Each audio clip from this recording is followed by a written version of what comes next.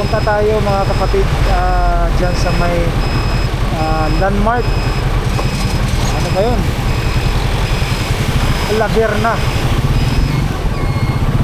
Ano natin yun kasi 2024 pa tayo nag-update doon. Yung project ngayon na nagkaroon po nung ng issue. So masbayan natin mga kapatid. Ayun, nandito tayo sa may, napunta po tayo dyan sa may Laverna. Ayan, 2024 tayo nag-update doon. Ngayon nakita natin sa social media yun na hindi natin alam kung bakit natagal matapos yung project na yan, yung parang ano, kasi nagbabaha dyan sa may Laverna.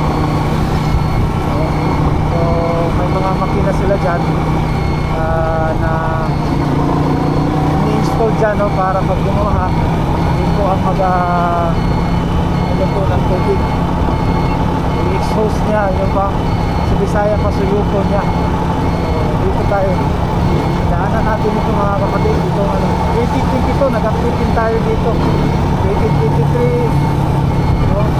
Itong project dito sa may Laverna. So pag malakas ang ulan, lagi ang baha dito. Kaya may ginawa dyan na parang pump station na malalaki mga makina dyan, no? Na ginawa. Ayan, nandito tayo.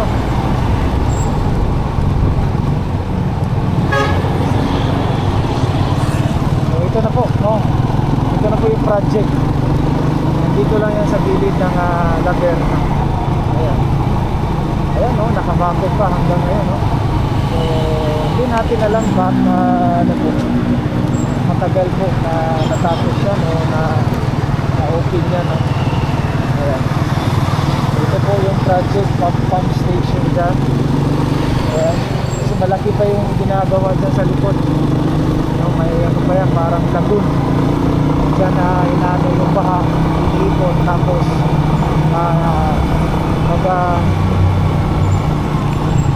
hindi na makaano, hindi na yung baha galing sa, kasi may tubig dyan na parang maliit lang na batis ng tubig, yung parang maliit lang siya, pero pag bumabaha malakas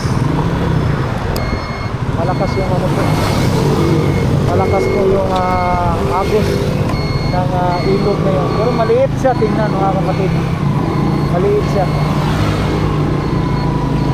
So ayan, no? Dito tayo ngayon, dito tayo,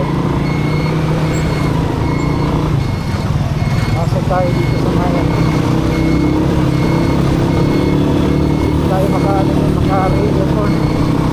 Pasok muna tayo dito sa kasada na yun. Balikan natin doon mga kapatid. Update lang natin yun. Okay, so baba naman tayo para ano, makita natin yun. Kasi nag-update tayo dito, malapit lang. So yun ano na lang natin, dinaanan natin. So nakita natin sa video kanina, video ano pa, ongoing yung paghuhukay nila dun sa likod. So yun lang, hindi lang natin alam ba't natagal, pero may ano yun sa nakita natin sa social media yun. So, sa mga DPWH na may issue dyan, no? So ina-update natin yan. Ito po yung project.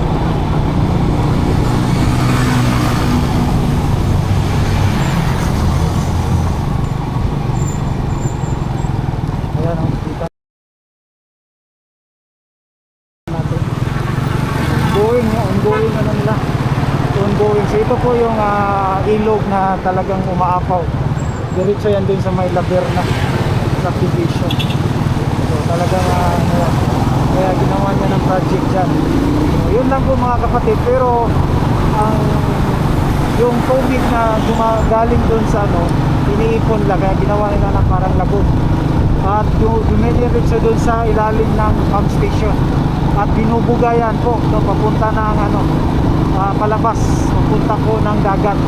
So na-vlog natin yan. May mga pipe yan na inilibing dyan sa malalaking mga pipe na inilibing dyan sa gilid ng kalsada. So yun, doon po binubuga yung tubig na galing doon sa taas, dinivert nila doon sa lagon para pumasok doon. At saka hihigupin po no, ng makina, yung malalaking makina, at saka ibubuga palabas papunta ng dagat. Itong kalsada may pipe dyan papunta po na I think dyan sa may, hindi ko na makakalimutan kasi 2024 tayo nag vlog dyan, 2024 paminsan lang siguro.